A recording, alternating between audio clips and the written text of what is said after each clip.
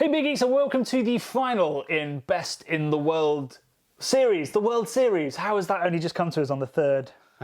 Today we're going to talk about the best core beers. So these are the beers that are easy to get hold of, that you might want to drink in a bit of a bind if there's not a great selection, or just beers that are generally available, really affordable, but really delicious and kind of passed over because, you know, there's no hype attached to them. They're so easily available. You know you can always get them. Exactly. So you're like, meh.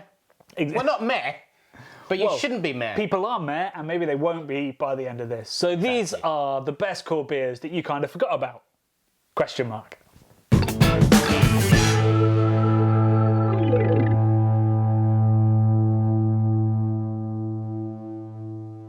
So Johnny, what are the rules of Core Club? So the rules of Core Club are the beer's got to be all year round. Yes. It can't be a seasonal, or a one-off. No. It's got to be widely available, and I think we should probably draw the line at it's either got to be available outside of the state where it's made or the country that it's made, depending on how big your country wide is. distribution. We're almost talking like supermarket beer here, right? Yeah, or at the very least, like every independent liquor store. Yeah, you know, it's a core beer. It's everywhere. Yes. In a certain region.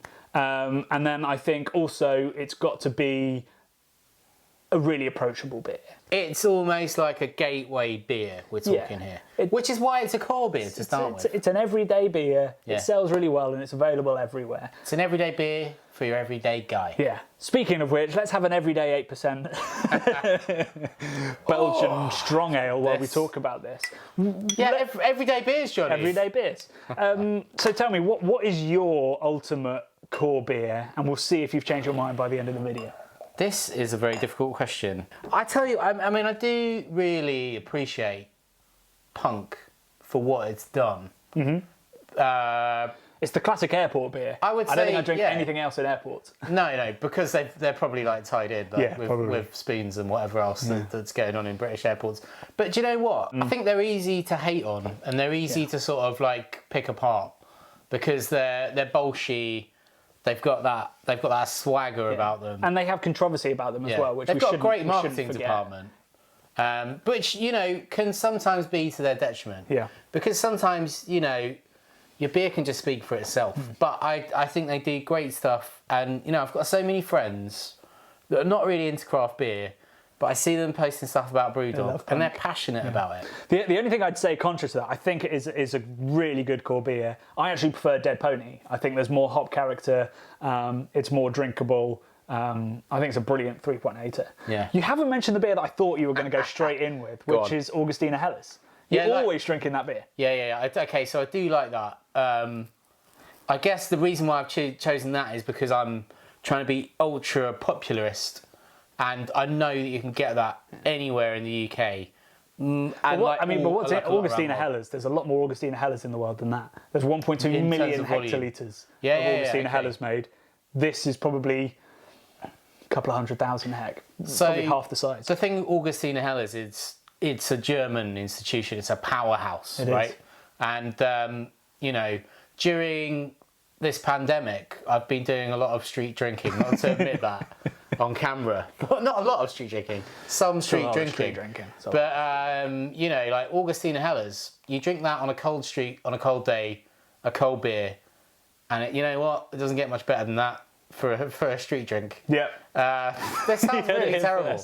While we're on the topic of great lagers, we have to reference Pilsner Urquell briefly. We talk about it a lot, and it's not an independent beer, so I'm always a bit like, but tank fresh. There is no better mass-made beer in the world. No. It's the big boy, right? Yeah. What we're drinking here is Duvel. Yeah. Now, this is, I think, one of the best core beers in the world. I think it's been through its changes. It's not quite what it was, but it's still, you know, one of the most Moorish Belgian beers. It's 8.5%. It doesn't taste anywhere like that. Nope. You can use it as like a rich, heavy beer that you can put with big food, with meats and cheeses, or, as I've done frequently in trips to Belgium, you're just necking it on a train. You know, you can go to most train stations and you can get Westmalle, Duvel, Urquell. Right? Yeah, it's more permissible, but also it's just one of those beers that is great in any situation. I mean, there's something amazing about that beer. Yeah. It's, you know, you'd fall on your ass if you drank too much of it. You would. You definitely would. But, you know, I love the fact that you can probably buy that in a rail station in Belgium. Probably less than €2, yeah. Going back to punk briefly. Yeah. A beer I do prefer to punk is Jaipur. Yeah, Jaipur's great. I think is a little bit better balance. There's a bit more malt character to it. But I find it a little bit more reliable, actually. Like, punk goes through phases, I swear. Yeah. Or maybe it's just because so much of it is made, sometimes you're picking up a not very fresh bottle. Whereas Jaipur seems to always be fresh, always be delicious. And people write it off because it's not that hoppy compared to, modern West Coast IPAs and New England IPAs. But it's still a lovely pine grapefruit hit on top of some soft kind of caramel from that Maris Otter biscuit caramel thing. I'd tick that up to a big win for Brewdog again, because it's Martin that brewed. Yeah, so Martin Dickey, founder of Brewdog, invented Jaipur along with Stefan, who was the other very young brewer at the time there, and then he went and invented this as well. So yeah, I mean, he's invented two of the best UK core IPAs. I mean, he needs a big old shout out, Martin does. He does. He knows how to put together a West Coast style beer. Allagash White. Yeah, big time. You do have to travel to a particular part of the world to get hold of it, but boy, is it worth the trip. It's in Maine and a lot of the states in New England, and slowly branching out as well. Yep. It's the most pintable beer on the planet outside of the lager, Pilsner Hellers style. So smooth and like quaffable. I just hope one day we can get this in Europe and get it in the UK. I honestly don't think it's ever going to happen, sadly. It makes me really sad. I want them to do some sort of deal and contract brew it. It wouldn't be the same if it was contract brewed. Right? Lots of the ingredients in this now are from Maine. From Maine, yeah. And, that's the joy of it, and something we've always talked about on the channel, that you should, rather than mule these beers from all over the world, if you can, and we realise that we're super privileged to be able to, go to that place and experience it in the location where it's meant to be. Big time. And fresh, which, is world-changing with that. And while this is still, I can't wait to crack this, it's best at the brewery or in Maine with the snow, maybe a lake. All the photos that they have on the amazing Allagash Instagram, that's how it should be kind of consumed. I feel like we should branch out country-wise. We've covered 3 countries, UK, US and Belgium, and Germany. Yep. What about Down Under? So a beer that I absolutely love, even though I've never had it that fresh, is Stone and Wood Pacific Pale. Yeah, it's a stone cold one. I love the kind of slight pineapple notes, the lovely almost tea-like cascadey thing going on. It's a strong beer at 5.5 or around there, but it's endlessly crushable. Brilliant beach beer, brilliant for that climate. Yeah. I would have to say as well, I'd have to pay a little bit of respect to Brooklyn Lager, because for me it made a big impact on my life. I think Brooklyn Lager suffers from the same thing that Punk does, which is that it's not always the freshest. Yeah. Whereas I've had it taste absolutely delicious, and I've had it taste like cardboard. And I think that's a real struggle when you're doing a big core beer. It's not necessarily, people talk about corners cutting the ingredients and stuff like that. No, most beers go wrong in transport. Yeah. Not in the brewery. So like we did last week, we're going to have to do another little intervention, Bradley.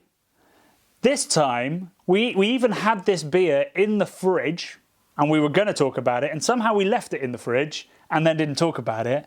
But clearly, the best core beer in the world is Sierra Nevada Pale Ale. The influence that beer has had, it was one of the beers along with like Anchor Liberty Ale and Anchor Steam that started the American craft beer revolution outside of like the little micro pubs around them. And the fact that beer today, 30, 40 years later, is still beautiful, is still everywhere, spread all around the world, still tasting pretty good even when it travels, and still influencing people today, just means there's not really another beer that could compete with that's been invented in the last 40, 50 years. There's certainly nothing with the pedigree, the longevity, the widespread appeal, the sort of ease of enjoyability. Like, I think anyone from a starter to someone who's been in the game a long time can pick one up and just appreciate it. It's an amazing beer. And I think what's also amazing is that they've managed to do that, and they've managed to grow like that while remaining family-owned, super ethical, so involved in their own community. Like when the terrible fires happened around there, they were right at the heart of that fundraising, and it's just an incredible company that has done the absolute best with its brand and also the absolute best it could for its environment. And yeah, the fact that we forgot that in the fridge is just shows how unappreciated the influence and the flavour of that beer kind of is, unless you really think about it. Yeah, again, it's like such an institution that you almost just don't even consider it. It's you just like it's a force of nature. It's omnipresent, mate. The other one I think of, because I think there's going to be a lot of comments mentioning this from our British audience, is whether Steady Rollin' Man might become the Sierra Nevada of the UK, because we still don't have a pale ale that really dominates, and that beer has all the love and all the consistency and a great brand behind it that it needs. It's definitely a contender, isn't it? I think only time will tell if the consistency holds up, the passion holds up, and people, caring about it, that spreads. And it's weird, isn't it, the way that some beers sort of take on a life bigger than themselves and become just all-time great, important things that we just assume are always going to be there. Brooklyn Lager, Sierra Nevada Pale Ale, all these beers that are just all-time beers that are, Goats. That's it. Yeah, so I kind of think, actually, this is the hardest of the three. Yeah. Because actually, the joy of a core beer is that there should be lots of different core beers that you can go to. Interchangeable. It's almost. Yeah, exactly. I think the wonderful thing about a core beer is, obviously it's accessible. And it gets into the hands of passionate people and they want to emulate it. And they might bring it to a new country, they might bring it to a different culture, but they'll do their take on it. And then they've spread the message, the joy of beer, into a new place where it might not have been, it might not have had the culture there before. And that's the thing about core, is it travels. Where a lot of this stuff we're talking about and drinking, you can only get it for a limited amount of time. You can only find it in a limited place. This stuff is universal. It doesn't help fill your fridge, and it doesn't help spread the word as well as a great core beer. So these are like sort of cultural evangelists for beer. There you go. Not as catchy a thumbnail, but it's a good way of summing it up. Yeah. So we would love to hear your views about your favourite core beers. If you stick to the 3 rules that we talked about a year ago now, that was that it had to be available all year round. It had to be available outside of like the brewery's own distribution network. So it could be countrywide, it could be statewide or wider than a state. And it's also got to be, a nice accessible beer. It shouldn't be anything too wildly funky or anything like that. It's got to be like a fridge filler. Yes. Is how we want to sort of see this, but like the absolute best fridge fillers. So let us know in your region, particularly if you're not in one of the regions that we've talked about. We love to hear about great core beers from other parts of the world. And if we've never tried them, and lots of people mention them, we will go and visit those places and try those beers. 6-pack of Duvel? Let's do it.